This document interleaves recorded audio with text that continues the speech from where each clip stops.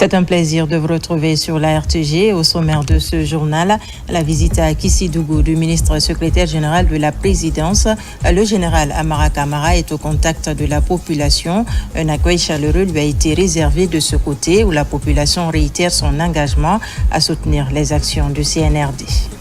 Et c'est parti pour les travaux de construction de l'imprimerie du gouvernement, une initiative des autorités de la transition qui consiste à moderniser l'administration publique afin de sécuriser des documents administratifs et institutionnels.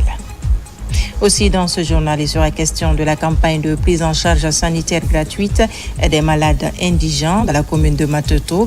41 malades sont entrés en possession de leur carte de prise en charge, une opération pilotée par le Fonds de développement social et de l'indigence. Voilà pour les titres. Bonsoir à tous. Merci de nous rejoindre sur les antennes de la télévision nationale. À la une de l'actualité ce soir, Kissidougou réaffirme son soutien au président de la République et à tous les efforts de gouvernement. C'était à l'occasion de la visite de prise de contact du général de division Amara Kamara dans la ville. Par la même occasion, la population demande une visite du président de la République dans la ville pour lui réitérer sa position. C'est un compte rendu signé Moussa Komara. Pour cette étape de Kissidougou, le général des divisions Amara Kamara est accueilli avec tous les honneurs. L'émissaire du président de la République est venu écouter et comprendre les préoccupations des populations. Une population déjà séduite par des réformes courageuses et prometteuses amorcées sous le leadership de l'homme du 5 septembre, le général Mamadi Doumbouya. Soyez rassurés, monsieur le ministre, de l'engagement et du soutien indéfectible de la population de notre région. Aux idéaux du CNRD, nous sommes prêts à travailler main dans la main pour bâtir un avenir meilleur. Un avenir meilleur bâti autour de la paix et de l'unité d'action, c'est ce que prônent les habitants de Kissidougou depuis quelques années. Mais pendant ce temps, la ville traverse quelques difficultés liées à son progrès social et économique. Devant l'émissaire du président de la République, les priorités sont exposées. Nous profitons de votre présente visite pour vous signifier que le rapport de cohabitation entre la population et les autorités préfectorales est en parfaite harmonie avec l'idéal du général d'armée Mamadi Doumbouya. Monsieur le ministre, nous vous soumettons la liste des besoins de Kissidougou, à savoir la construction de l'axe routier Kankan-Kissidougou d'une distance de 197 km, l'acquisition de 20 km de bitume dans la commune urbaine de Kissidougou, l'extension du réseau électrique et d'adduction d'eau. À Kissidougou, le soutien au programme ambitieux du président de la République et de son gouvernement ne souffre d'aucune ambiguïté. Visiblement satisfait de cette forte mobilisation et des différents messages, le général de division Amara Kamara a, au nom du chef de l'État, remercié la population de sa sympathie et reconnaissance aux efforts de développement entrepris dans le pays. L'ensemble des messages ont été très bien entendus et c'est ce qui a permis, depuis le 5 septembre jusqu'à aujourd'hui, que ce soit à Conakry, jusqu'au dernier village de la Guinée, des dispositions sont en train d'être prises pour améliorer les conditions de vie de nos concitoyens. Mais il faut aussi avouer que le pays il est grand, l'héritage il est lourd. Ce qui est beaucoup plus lourd, c'est le passif dont nous avons hérité. Il n'était pas admissible que quelques besoins fondamentaux des populations ne puissent pas être mis à la disposition des populations. D'aucuns voudront dire que nous sommes en transition. Du haut de cette tribune, je voudrais affirmer, vous regardez dans les yeux, qu'il n'est pas question d'une transition en Guinée. En Guinée, nous sommes en refondation.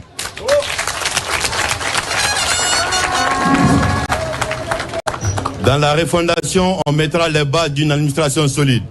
On mettra l'État dans ses droits pour que l'État soit fort. L'État a souvent failli parce qu'il n'était pas fort. Aussi, mettre les populations au centre des préoccupations des gouvernants. C'est l'un des objectifs de notre mission ici aujourd'hui. Nous avons entendu depuis que cette tournée aussi a commencé que nous sommes en campagne. Je veux dire ici à Kissidougou que nous ne sommes pas en campagne.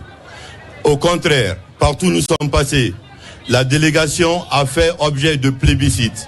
Ce sont les populations qui ont plébiscité le président Mamadi Doumbouya. Et ces messages, nous l'avons bien entendu. Merci à Kissidougou. Ce que nous voulons ajouter comme message particulier que le chef de l'État nous a chargé de porter à toutes les populations, y compris Kissidougou, c'est le message de paix, le message de rassemblement, le message de cohésion, le message d'unité, toutes les prospérités, tout le bonheur que la Guinée est en train d'avoir, c'est dans la paix. Les projets qui sont amorcés, dont les bénéfices vont tomber très rapidement, pour que ça puisse profiter à la population, il faut que cette paix, cette unité et cette cohésion soient préservées. C'est l'invite que nous voulons faire aux populations de Kissidougou aujourd'hui, tout en vous disant encore une fois, merci pour l'accueil que vous nous avez réservé. Nous avons entendu vos messages. Vos messages seront entendus et transmis. Nous avons entendu ici les jeunes dire que c'est le président Doumbouya qui peut faire l'affaire. Nous y croyons profondément et nous lui dirons de prendre ses responsabilités. La Guinée a encore besoin de lui. Avant de quitter Kissidougou, le général Amara Camara s'est rendu à la notabilité. Très heureux, les sages l'ont offert des cadeaux et exprimé toute leur admiration aux initiatives de développement imprimées par le gouvernement. On s'arrête à Télémélé où les populations réitèrent leur totale adhésion aux idéaux du chef de l'État, le général Mamadi Doumbouya. À travers un rassemblement, elles ont exprimé toute leur reconnaissance aux actions de développement enclenchées par le CNRD dans la localité. C'est le directeur du Fonds spécial d'investissement qui a présidé la cérémonie. Abdul Karifa Keita, Aboubakar Junior Camara sont nos envoyés spéciaux à Télémélé. Depuis le 5 septembre 2021, la ville de Télémélé attire et retient à travers les actions de développement. La population reconnaissante de cette municipalité se mobilise ce jeudi pour remercier le chef de l'État, général Mamadi Doumbouya. Il faut le reconnaître, l'arrivée du CNRD avec à sa tête son excellence le général d'armée Mamadi Doumbouya, il y a eu un changement d'énorme. Avant, la préfecture était complètement enclavée et abandonnée s'il faut oublier même. Aujourd'hui, vous voyez, même les camions citernes de 40 000 litres viennent à Télémélé. Les camions de 40 tonnes, 45 tonnes viennent à Télémélé. Tout ça, c'est grâce aux efforts fournis par le gouvernement guinéen. Infrastructures routières, sanitaires et éducatives, rien n'est resté en marge des priorités du gouvernement. Cette joie des enseignantes, par exemple, témoigne leur adhésion aux idéaux de développement prônés par le chef suprême des armées. Voici le message que vous allez transmettre au cher président. Nous le soutenons. Vraiment, nous sommes très ravis. Nous sommes très comblés de joie. Le message qu'on a passé, c'est de demander à tous les Guinéens de soutenir le président de la République, le général d'armée Mamadi Doumbouya, et puis d'adhérer à la nouvelle constitution aussi. Les ressortissants de la ville de Télémélé accompagnent les populations à travers les projets de développement. Les forages sont obtenus dans un partenariat avec des ONG afin de donner de l'eau potable à la population de Télémélé. Toutes les réformes qu'il a inspirées, qu'il a mis en place, que nous avons d'une manière opérationnelle réalisées, c'est grâce à lui. Pour lui dire merci pour la confiance réitérée. Auparavant, nous étions beaucoup divisés. Aujourd'hui, vous pouvez voir l'union entre les ethnies. La Guinée est beaucoup plus unie. Expliquer à nos parents le fait que les 2 grands barrages hydroélectriques sont à Télémélé. Expliquer aussi que plusieurs sociétés minières sont à Télémélé. Les taxes, les investissements que ces sociétés font. Et leur expliquer que le président de la République ne les oublie pas. C'est pour cela que nous sommes venus pour donner la bonne nouvelle à Télémélé que la municipalité sera dotée de forages. Parallèlement à ce meeting de soutien et de remerciement du président de la République, le tournoi de la paix et d'unité nationale, doté du trophée général Mamadi Doumbouya, se poursuit au stade préfectoral de Télémélé. Toutes les sous-préfectures et quartiers de la commune urbaine prennent part à cette compétition dont la finale est prévue pour le 1er décembre prochain. En direction la région de Kankan où la population s'est fortement mobilisée pour exprimer sa satisfaction à la campagne de vulgarisation de l'avant-projet de la nouvelle constitution. Le président de CNT a mis l'occasion à profit pour expliquer les biens fondés de cette initiative. Dr Dansa Kourouma a aussi annoncé des innovations dans ce document. Mohamed Lamine Kamara. L'image des précédentes étapes de la tournée de cette mission du CNT en Haute-Guinée à Kankan, c'est une foule enthousiaste venue en grand nombre pour saluer l'arrivée de la délégation du Conseil national de la transition. Le cortège est parti de la ville Assili à travers le carrefour de la banque centrale pour se rendre à la maison des jeunes de Kankan où un impressionnant dispositif d'accueil est organisé par les autorités, la jeunesse et les groupements de femmes de la cité de Nabaya. Pour les autorités de Kankan, porte-parole de cette vaillante population, cette visite de la délégation du CNT revêt d'une importance particulière. Cette mobilisation témoigne de leur soutien aux idéaux de refondation et de rectification institutionnelle portés par les autorités de la transition. Je voudrais dire à l'honorable président du Conseil national de la transition que lui et ses honorables conseillers qu'il rentre dans l'histoire de la Guinée par la grande porte en dotant du pays pour la première fois d'une constitution qui est de nôtre. En ce qui concerne les braves populations de Kankan, je peux vous assurer, et ce de manière précise, de notre adhésion totale pour le soutien de l'avant-projet de la nouvelle constitution qui a pris en compte toutes les opinions, les avis, les espoirs du peuple à travers sa stratégie d'élaboration participative, inclusive et démocratique pour le bien des générations et des générations. De la préfecture de Kankan soutient les idéaux du CNRD basés sur la fondation à tous les niveaux avec la clairvoyance de Monsieur le Président de la République, chef de l'État, chef suprême des armées, son Excellence général d'armée, je vais nommer Mamadi Doumbouya. La population de Nabaya reste et demeure à l'écoute de vos sages conseils et des informations pour la mise en bonne et due forme du projet de notre Constitution. Dans son discours en langue du terroir, le président du Conseil national de la transition a mis l'occasion à profit pour mettre en lumière certaines innovations majeures de cet avant-projet de nouvelle constitution. Il a notamment souligné des dispositions telles que la gratuité de l'éducation et l'obligation scolaire des enfants guinéens jusqu'à l'âge de 16 ans. La constitution nationale pour pas généralement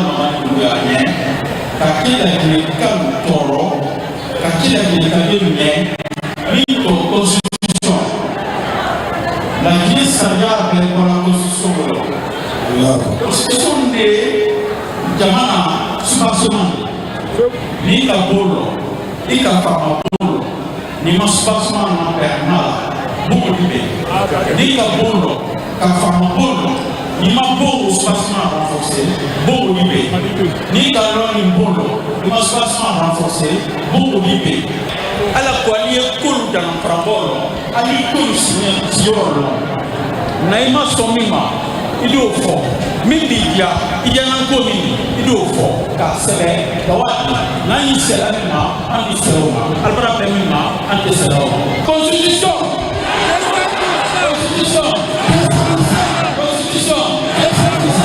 Mais avant, la délégation s'était rendue chez les sages, les responsables religieux de cette ville. Partout, ces respectueuses notabilités ont reçu des copies de cet avant-projet de nouvelle constitution. Une manière de les inviter à s'impliquer activement dans ce processus historique. Après la prière de ce vendredi saint, une visite guidée a conduit la délégation du CNT dans la grande mosquée de Kankan en cours de rénovation. Dans la soirée, la mission a aussi visité les sous-préfectures de Carrefour Moria et de Batenafagui.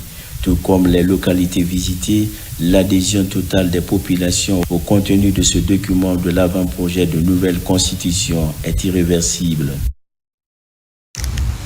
Dans l'actualité également, la Guinée et la Sierra Leone se rapprochent davantage. Les deux voisins seront bientôt interconnectés par la fibre optique. Le protocole d'accord a été signé à Freetown par les ministres des télécommunications des deux pays. Le partenariat va améliorer les services du numérique dans les deux pays. Mamadou Saliouba pour les détails.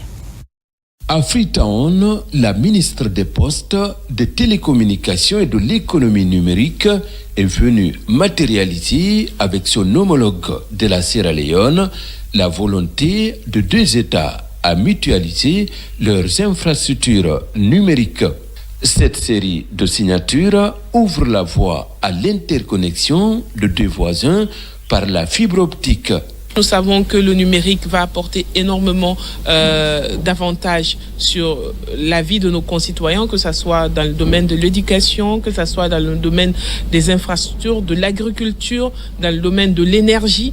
Et nos pays s'unissent aujourd'hui pour dire comment nous allons mettre en place des projets innovants pour avancer sur le domaine du numérique. La Guinée et la Sierra Leone, toutes deux engagées dans une profonde transformation numérique, vont désormais, au compte de cet accord, partager les expériences pour faire du numérique un véritable catalyseur de développement économique et social. Les Guinéens et les Sierra-Léonais vont tirer beaucoup de profit de cet accord. Ils auront plus d'accès à l'Internet, à la téléphonie, et cela va améliorer considérablement leurs conditions de vie. La Guinée et la Sierra Leone, imaginez-vous, de Freetown à Guékédou, en passant par Kindia, Farana, Mamou, on se retrouve avec plus de 515 km de frontières. Et nous avons aussi beaucoup de choses en commun, notamment les communautés, les langues, le mode de vie. Pratiquement, c'est la même chose. Après la signature de cet accord, les travaux vont se poursuivre pour l'interconnexion de deux pays, tout en réduisant la fracture numérique pour le bien des peuples sierra-léonais et guinéens. C'est parti pour la journée économique et commerciale allemande en Guinée. C'est une initiative de la Confédération générale des entreprises de Guinée en partenariat avec la coopération allemande. Cette rencontre de Conakry marque le début de la concrétisation d'une diplomatie économique germano-guinéenne. L'idée est de tisser des relations dynamiques et durables entre opérateurs économiques allemands et guinéens dans divers secteurs porteur de croissance. Falilou Diallo, Ousmane Ouatsissi. Cette journée marque une étape cruciale dans la coopération économique et commerciale germano-guinéenne. Elle fait suite au protocole d'accord signé entre opérateurs économiques guinéens et allemands. L'idée est de tisser des liens solides et des partenariats durables et dynamiques. En effet, c'est sous son leadership que notre pays a connu le programme d'appui à la diplomatie économique, à l'intelligence stratégique et à la coopération internationale PRODEIC, dont le fruit a amené les secteurs privés allemands et guinéens à raviver les relations entre nos deux pays. La Guinée engagée dans un processus de refondation est résolument tournée vers l'avenir. Notre ambition portée sur la vision Simandou 2040 vise à transformer notre potentiel en une économie inclusive, durable et compétitive. L'ouverture totale du climat des affaires en Guinée augure de belles perspectives pour transformer les potentialités guinéennes en une économie durable et constructive, un processus qui passe par un secteur privé en pleine croissance. La politique et la diplomatie sont complémentaires sur le plan de culture. Il s'agit souvent du même principe. Comme nous, les diplomates, devons, bon gré mal gré, transformer les coups de grosses caisses des hommes politiques en un arpège d'harpe. La République fédérale d'Allemagne est reconnue à l'échelle internationale pour la qualité de son travail, son sérieux et son efficacité pour le développement du secteur privé. L'économie allemande est la troisième dans le monde grâce à l'esprit d'entrepreneuriat, l'initiative, la créativité et la précision qui permet de travailler ensemble avec des différents métiers aussi dans des différents pays. Au cours de cette journée économique et commerciale allemande en Guinée, des présentations liées à l'environnement des affaires, le code d'investissement et la loi portant sur le contenu local ont été faites. Des rencontres B2B entre représentants des entreprises allemandes et guinéennes sont aussi au menu de la journée. La Confédération générale des entreprises de Guinée, c'est plus de 5000 entreprises avec un chiffre d'affaires estimé à plus de 900 millions de dollars.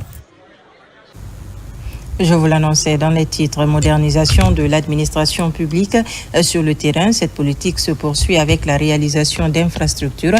C'est pourquoi le secrétariat général du gouvernement vient de lancer les travaux de construction de l'imprimerie du gouvernement. C'est le plateau directionnel de Koloma qui abrite l'édifice. Morlaï Souma, Aboubakar Yabi pour plus de détails. Le plateau directionnel de Koloma continue d'abriter les infrastructures modernes de l'administration publique guinéenne. Cette cérémonie de lancement des travaux de construction de l'imprimerie du gouvernement est un cas illustratif. C'est un projet porté par le secrétariat général du gouvernement. Pour ces membres du gouvernement fortement mobilisés, cette imprimerie va faciliter la production des documents officiels et autres manuels administratifs et scolaires en Guinée. Nous ne réinventons pas la roue là, l'imprimerie existait. Donc nous ne faisons que remettre à pied ce que la Guinée savait faire à l'époque. Nous étions pionniers dans l'impression des documents administratifs, scolaires, l'impression des manuels. Et c'est ce que nous voulons refaire. Nous voulons faire renaître toutes les industries qui ont permis à notre pays d'être effectivement indépendant. Et il s'agit de ça. Maintenant, la gestion des documents sécurisés est un autre pan de nos prérogatives. Nous travaillons à sécuriser. Ce projet ambitieux est réalisé dans le cadre d'un partenariat public et privé reflète la volonté du chef de l'État d'associer toutes les composantes à la gestion efficiente des projets de développement socio-économique du pays. Pour moi, c'est une aubaine. Mais le plus important, c'est la possibilité de produire nos manuels scolaires sur place. Ce qui ramènera le prix peut-être à 2 ou 3 fois moins cher et ça donnera à l'État la capacité de fournir à chaque enfant qui est à l'école d'avoir un manuel, ce qui à l'heure actuelle nous pose un énorme problème du point de vue de la qualité et de la qualification de notre enseignement. Nous rassurons le maître d'ouvrage de notre engagement pour vraiment la qualité du suivi des travaux et on va veiller à ce que l'entreprise respecte le cahier des charges qui a été produit conformément au projet qui est approuvé non seulement par le ministère et l'ACCP. La construction de cette nouvelle imprimerie va durer 1 an. Une fois terminé, l'édifice va permettre de réduire les coûts de production des documents administratifs tout en créant des emplois pour accompagner la transformation numérique de l'administration. Le gouvernement guinéen apporte sa solidarité et transmet toute sa compassion à la famille d'Aïchaba, âgée de 8 ans. Cette petite fille a été retrouvée morte dans les toilettes de son école suite à un viol. L'acte s'est passé à Dondolirouré, dans la préfecture de Dubrika. 3 ministres se sont donc rendus dans la famille mortuaire. L'assurance a été donnée que toute la lumière sera faite sur cette affaire. Mohamed Kamara, Alkali Kobele Keita. C'est une fille de 8 ans, élève en 4e année d'une école franco-arabe à Dondolirouré, secteur Chinoya, dans Dubrika, qui a été retrouvée morte dans les toilettes de l'école. La nommée Aïchaba a été d'abord violée. Ses bourreaux, non encore identifiés, courent encore dans la nature. Pour compatir aux douleurs de la famille éplorée, le président de la République, général d'armée Mamadi Doumbouya, a mandaté quelques membres du gouvernement et d'autres responsables du pays pour apporter la compassion et la solidarité des autorités du pays aux populations de Dubrika en général et la famille Ba en particulier. J'exprime déjà en tant que parent et en tant qu'éducateur, toute perte est douloureuse et immense, et notamment la perte d'une jeune fille qui était, comme l'a dit Monsieur le ministre de la Justice, sur la route, sur le lieu de l'apprentissage. Cela rend pour moi cette situation encore plus douloureuse. Mais elle est encore plus douloureuse pour le chef de l'État qui a une attention particulière pour notre système éducatif et notamment pour les jeunes filles. Il est donc important que nous tous, par cet acte odieux qui s'est passé, nous prenions conscience que nous devons aider l'école et que nous devons aider les enseignants et que nous devons aider la communauté à sécuriser les lieux d'apprentissage et les lieux de culte. Je suis très content de ce déplacement des membres du gouvernement et toutes les populations de la Guinée. Je suis rassuré quant à l'engagement des autorités du pays à traquer les coupables de ce crime odieux. Pour les autorités judiciaires du pays, cet autre crime ne restera pas impuni. Ce drame n'a pas laissé le gouvernement indifférent. La première personne qui l'a ressenti dans sa chair et dans son âme, c'est d'abord Monsieur le Président de la République. Cette délégation a été dépêchée pour venir d'abord essuyer les larmes de la famille, pour leur donner l'assurance que ces faits crapuleux ne resteront pas impunis. Les autorités sur le terrain appellent à une vigilance accrue de la communauté et des autorités pour réduire le phénomène dans le pays. Justement, sur la question, la ministre de la Promotion féminine, de l'enfance et des personnes vulnérables a, dans une déclaration, fustigé cette pratique qui prend de l'ampleur dans le pays. Je vous invite à suivre Charlotte Daffé. Le gouvernement guinéen a appris avec consternation un double crime de viol et de meurtre sur une mineure. La victime, Aïcha Ba, était âgée de 8 ans et faisait la 4e année. Les premiers éléments d'information indiquent que le corps sans vie de la fillette a été retrouvé dans les toilettes d'une école franco-arabe au quartier d'Ondolohouré, dans la commune de Kagbene, préfecture de Dubreka. Le gouvernement condamne avec la plus grande rigueur ce crime crapuleux, en ce sens que comme motif, quel qu'il soit, ne saurait le justifier. Face à ces drames inhumains qui commencent à être récurrents et à l'orée de la célébration des 16 jours d'activisme contre les violences basées sur le genre, le gouvernement porte à la connaissance de l'opinion nationale et internationale la prise des 3 mesures ci-dessous. 1.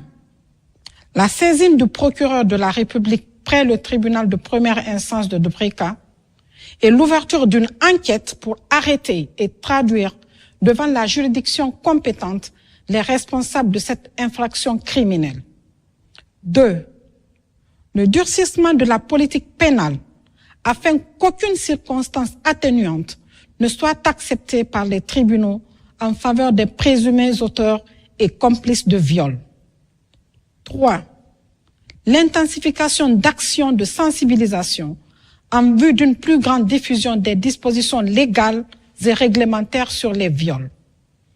En attendant, une forte délégation gouvernementale s'est mobilisée pour présenter les condoléances et apporter la solidarité du gouvernement à la famille éplorée.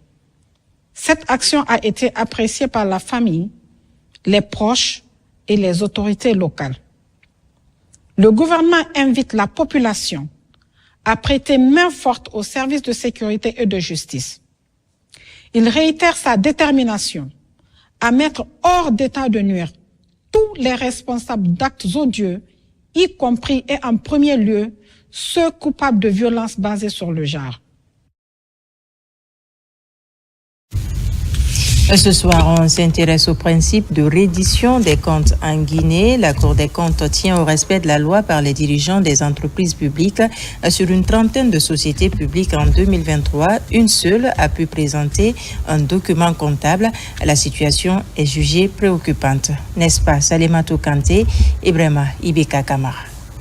C'est une rencontre d'interpellation et d'invite à une franche collaboration que la Cour des comptes de Guinée initie en direction des dirigeants des entreprises publiques. Le pays dispose de 34 sociétés publiques et sociétés mixtes opérationnelles qui doivent chaque année fournir à l'institution leurs documents comptables et autres. Votre présence témoigne de l'importance que vous accordez à cette activité qui a été inscrite au programme de la Chambre pour cette année 2024. En effet, en tant que responsable d'entreprise publique, il est important pour vous de collaborer pleinement avec la Cour des comptes pour garantir une gestion saine et responsable des ressources importantes dont vous avez la gestion. À cette première occasion de rencontre entre vous et notre institution, je voudrais vous inviter et vous encourager à voir en celle-ci, non pas comme un simple organe de contrôle, mais comme un allié sûr dans votre quête quotidienne de performance et de probité. Pour faciliter ce travail, la Cour des comptes veut aider ces sociétés publiques à améliorer leur cadre juridique et institutionnel. Ce que nous avons compris de cette activité, c'est d'abord ressortir les relations que les sociétés publiques et mixtes doivent avoir avec la Cour des comptes, sur l'obligation des réductions de comptes et deuxièmement, les sanctions que les sociétés encourent en cas de non-respect de l'obligation de cette réduction des comptes. C'est une démarche salutaire qu'a prise la Cour des comptes en rassemblant ici tous les administrateurs et dirigeants d'entreprises publiques et mixtes, non seulement pour nous sensibiliser par rapport à la gestion vertueuse de ces entreprises, mais également nous informer des infractions et sanctions qui pourraient tomber en cas de défaillance. C'est en 2016 que les activités de la Cour des comptes ont démarré avec pour mission de garantir l'intégrité, l'efficience et l'efficacité dans la gestion des ressources publiques.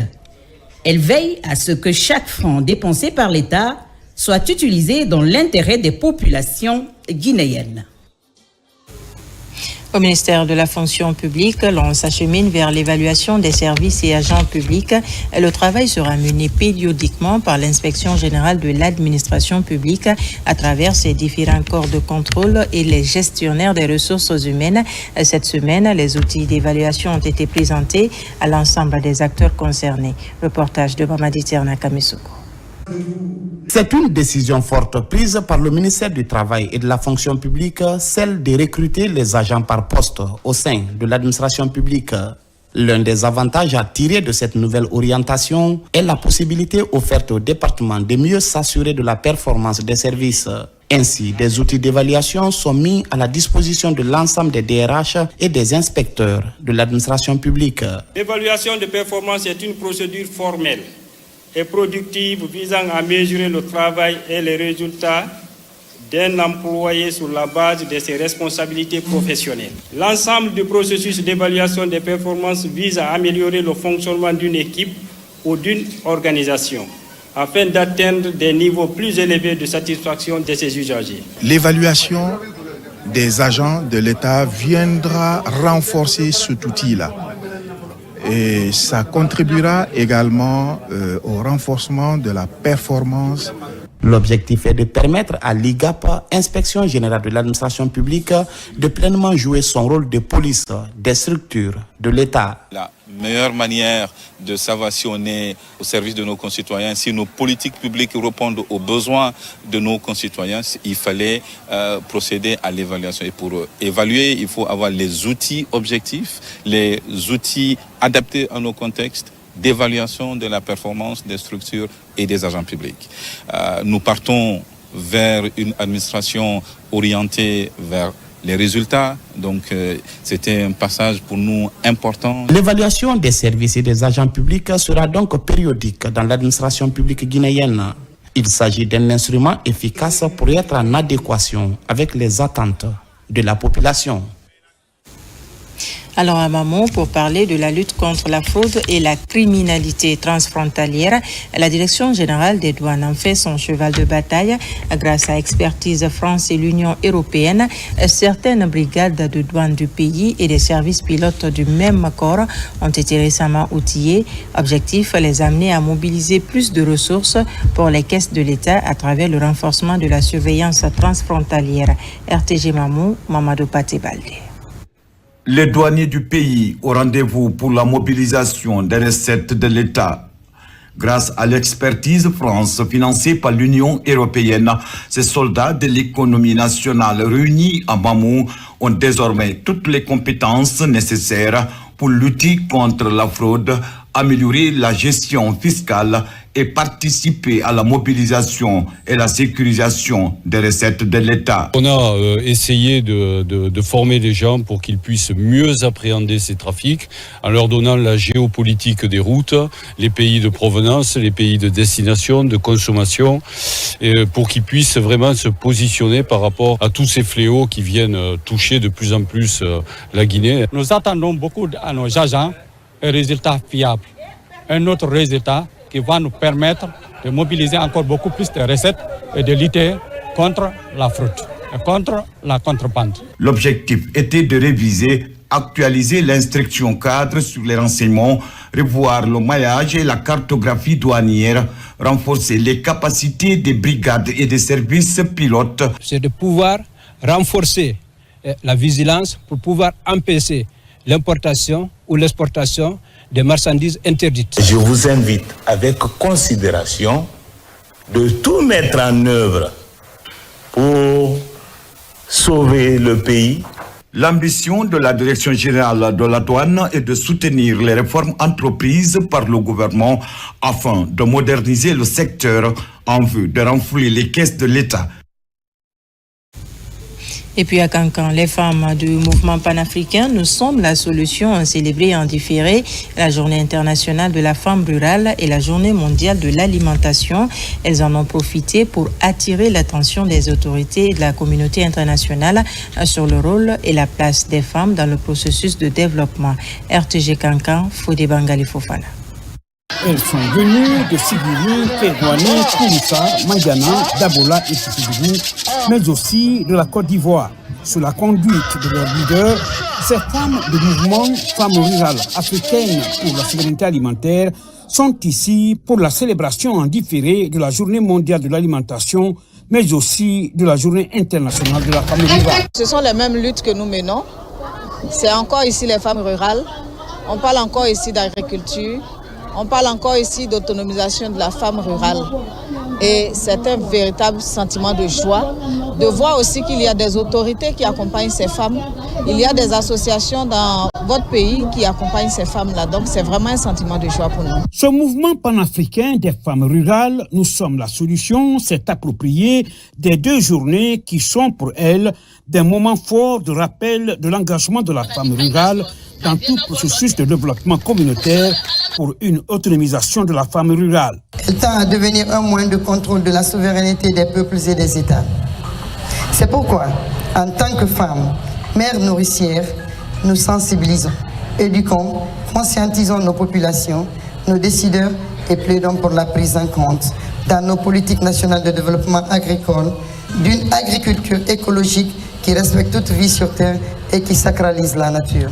Vous les femmes et les hommes avez le devoir de beaucoup produire et de diversifier les régimes alimentaires en vue d'assurer une alimentation saine et transformer notre environnement. À l'occasion de cette journée, nous demandons aux hommes, aux femmes, oui, de retourner en campagne, conformément aux instructions de notre grand leader, le chef de l'État, qui a compris que le primaire constitue non seulement le fondement, mais aussi le lieu de réjouissance. Pour ces femmes rurales réunies au sein du mouvement panafricain, Nous sommes la solution, les Africains se doivent de nourrir l'Afrique à travers un système de production paysan respectueux de l'environnement et soucieux de la santé des populations africaines. Le gouvernement poursuit ses réformes dans le secteur de la pêche. L'accent est mis sur la réorganisation du ministère de la Pêche, notamment la création du Centre national de surveillance et de police des pêches, une structure chargée de veiller sur les eaux et de lutter contre la pêche illicite. C'est pour relever justement ce défi que le directeur général du CNSP vient de lancer une session de renforcement de capacité des cadres et agents de la police des pêches. Al-Gassimouba. Le Centre national de surveillance et de police des pêches, CNSP, est une structure très importante au sein du ministère de la Pêche. Ce centre stratégique veille sur les eaux guinéennes en luttant contre la pêche illicite. Pour plus d'efficacité, cadres et agents du CNSP échangent sur la connaissance des enjeux du système de gestion des ressources halieutiques. Vous allez beau disposer des ressources financières, des ressources matérielles, si les hommes ne sont pas qualifiés, vous n'irez nulle part. Nous avons appris beaucoup de notions qui nous permettront de servir la nation et de représenter valablement la nation ailleurs. Cet espace de redynamisation est une façon d'orienter ces acteurs vers le respect des exigences du département, celle de la promotion des droits sur la surveillance en mer. Désormais, nous sommes outillés et nous serons vraiment en mesure de faire face à tous les différents rapports que nous allons émettre pour pouvoir qualifier les infractions que nous posons en mer. Je voudrais aussi renouveler ma reconnaissance à Madame la ministre qui apporte un précieux appui au CNSP dans les activités de surveillance. Je garde grand espoir que toutes les recommandations issues de cet atelier seront prises en compte et appliquées. Ce renforcement de capacité des agents de la police des pêches durant 2 jours est une occasion pour le ministère de la Pêche et de l'économie maritime de contribuer à la promotion des conditions de travail tout en s'impliquant activement dans la sauvegarde des produits halieutiques en mer. Autre titre de ce journal, le Fonds de développement social et de l'indigence poursuit sa campagne de prise en charge sanitaire gratuite.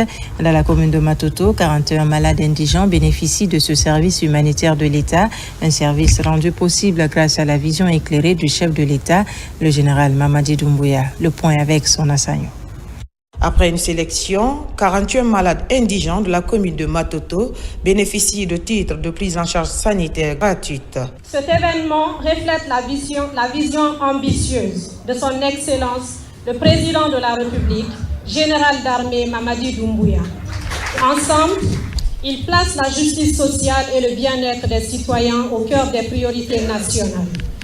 Par son leadership inspirant, le président continue de poser les bases d'une Guinée plus équitable, où chaque citoyen, quelle que soit sa situation, peut accéder aux services essentiels comme la santé. Je tiens à vous adresser mes sincères remerciements au nom des populations de Matoto pour votre dévouement pour la cause des personnes indigentes à travers tout le territoire national. Je voudrais vous rassurer de ma disponibilité ainsi que celle des autorités à tous les niveaux à accompagner la direction du FDSI dans la mise en œuvre de toutes les actions et initiatives visant à lutter contre la pauvreté extrême dans notre commune. En remettant ces titres aux malades vulnérables, le Fonds de développement social et de l'indigence réaffirme la volonté du président à garantir la dignité et à répondre aux besoins des plus démunis.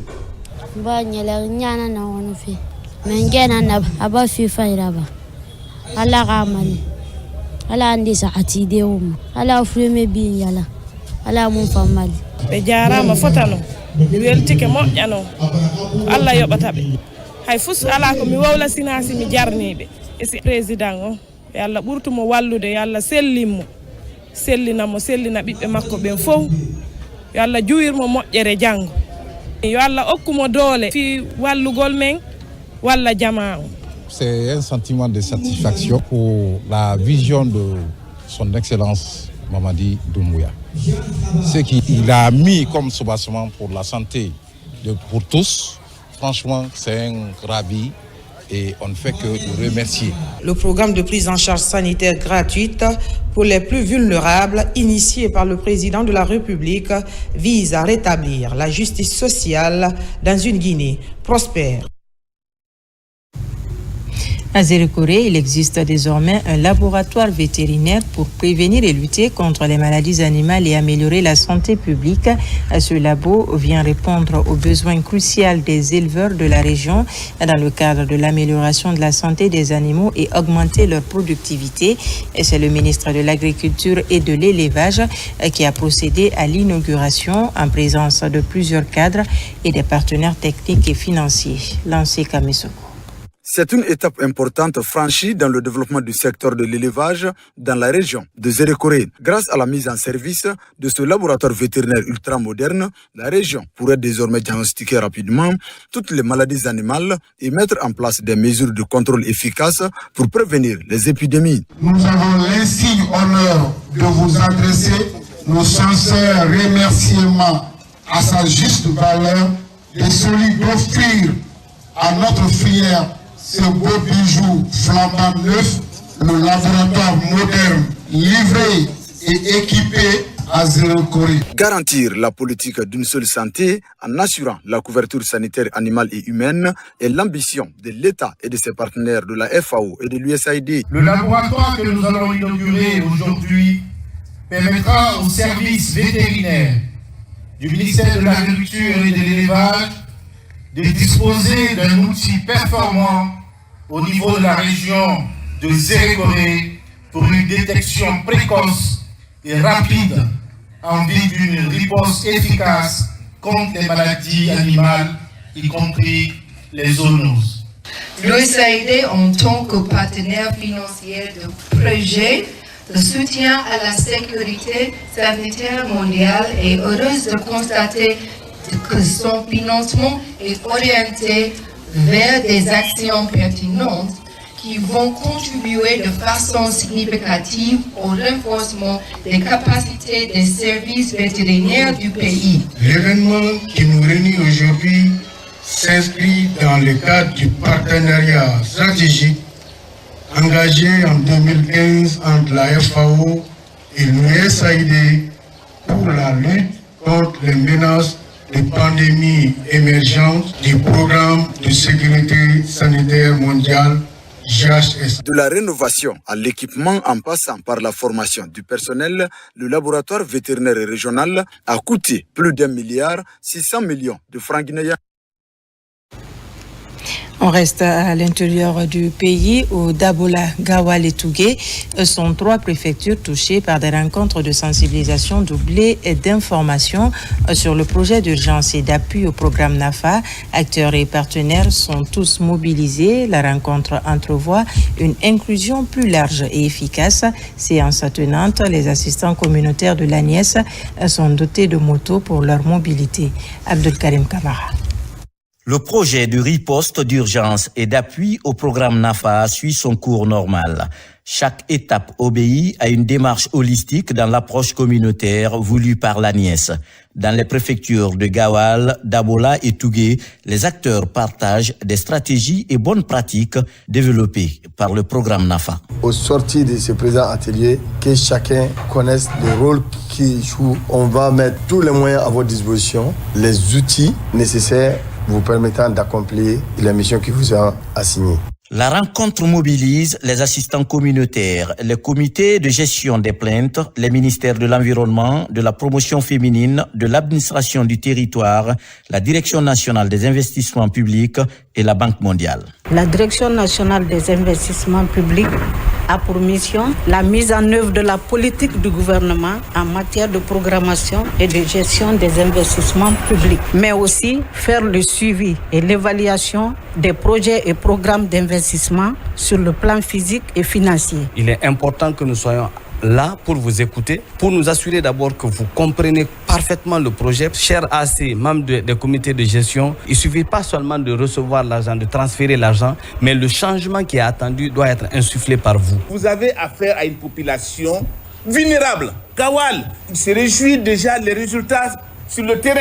Donc notre accompagnement, j'ose vous rassurer que nous nous acquitterons honorablement de nos différentes responsabilités en donnant une réelle satisfaction à ce programme. Les assistants communautaires des 3 préfectures sont aussi dotés de motos pour leur mobilité. Cette rencontre d'information et de sensibilisation arrive à un moment où l'ANIES prépare le processus de transition entre les transferts monétaires d'urgence et les transferts monétaires réguliers. Ensemble pour la paix et le développement durable en Guinée, c'est le thème d'une session de formation en cours à Nongo, une idée du service mondial de la paix qui renforce les capacités opérationnelles de plus de 800 jeunes entrepreneurs. On les apprend à monter des projets afin de promouvoir l'autonomisation des jeunes en Guinée. On en sait davantage avec Guéné Yansane et Mikine Moussa Kamara. Cette initiative vise à doter les jeunes d'outils essentiels en matière de promotion de la paix, de citoyenneté responsable, de développement personnel et d'entrepreneuriat durable, afin de contribuer activement à la stabilité et à un développement durable des communautés. Ils ont été formés sur l'entrepreneuriat social parce que ce serait seulement, la plupart des projets, ce sont des projets qui vont ajouter une valeur à la communauté. Vous savez, le numérique aujourd'hui, sans ça, personne ne peut rien faire, quelles que soient tes idées.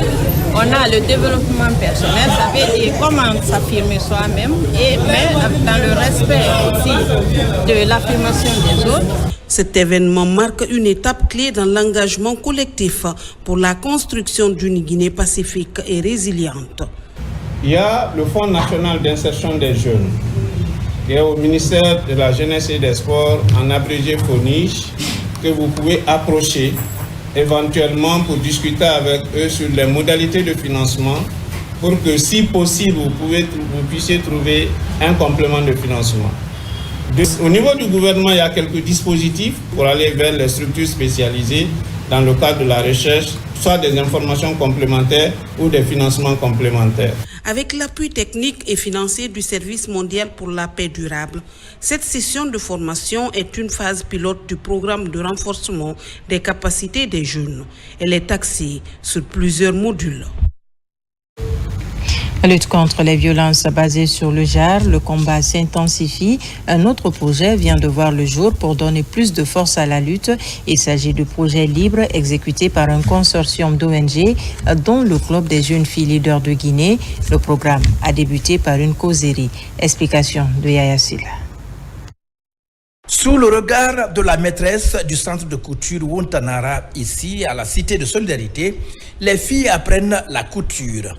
Aujourd'hui, quelques rares occasions s'offrent à elles pour parler des violences basées sur le genre, l'impunité des auteurs de ces violences et comment les éviter. En plus de l'impunité, c'est aussi de sensibiliser les communautés sur tout ce qui est accès à la justice, à la dénonciation et aussi veiller à ce que la communauté soit informée sur les formes de violence existantes.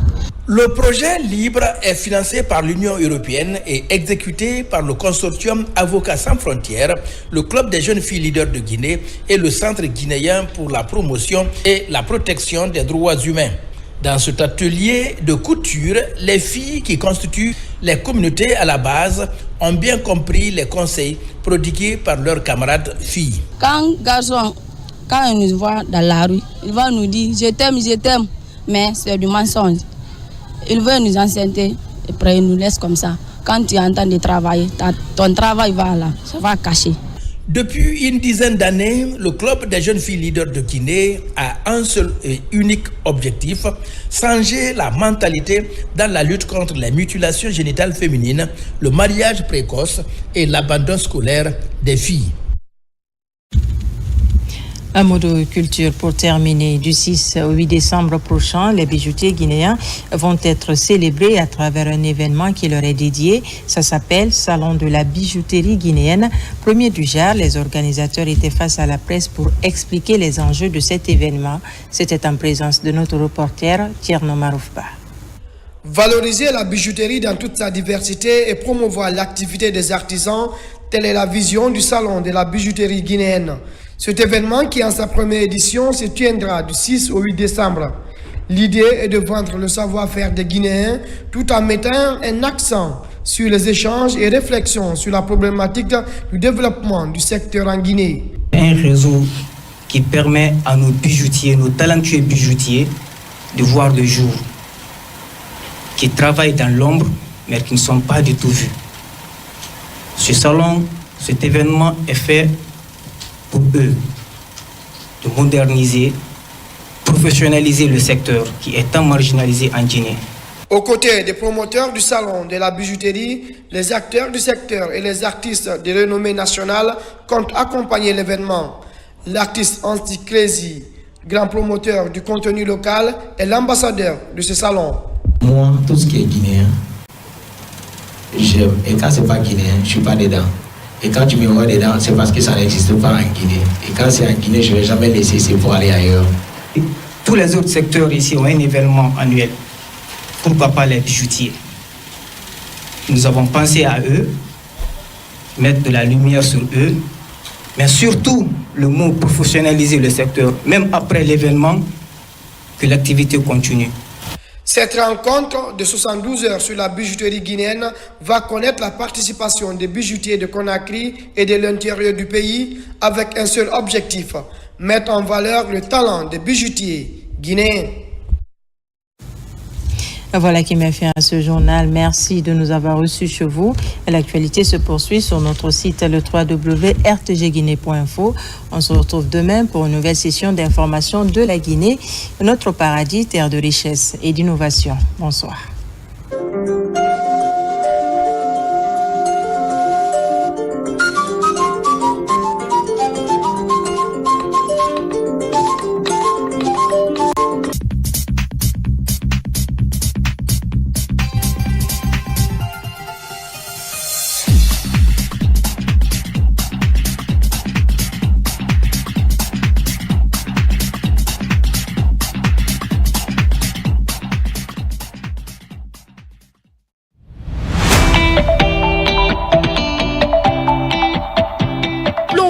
dans un univers de séries et films en illimité avec Wido à partir de 2000 francs guinéens par jour.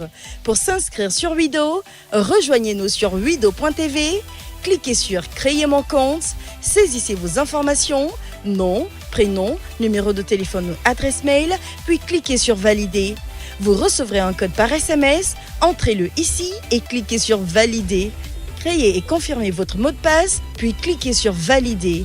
Inscrivez-vous maintenant et découvrez la magie du streaming illimité à petit prix. L'aventure peut enfin commencer. Profitez de vos films et séries africains en toute simplicité. Rendez-vous sur www.wido.tv.